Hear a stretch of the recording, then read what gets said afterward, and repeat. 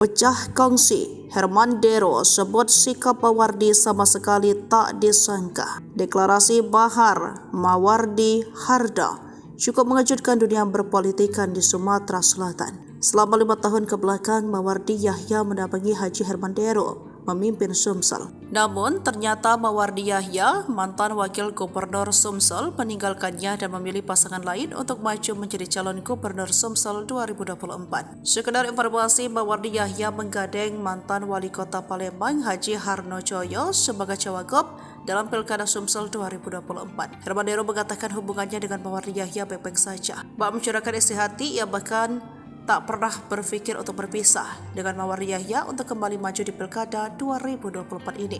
Saya tidak pernah terpikir untuk berpisah dengan Pak MY karena saya menganggap selama ini hubungan kami baik, ungkap Herman Dero kepada Sribuku.com Senin 11 Maret 2024. Meskipun begitu, Herman Dero menghargai keputusan politik MY untuk berpisah dengan dirinya.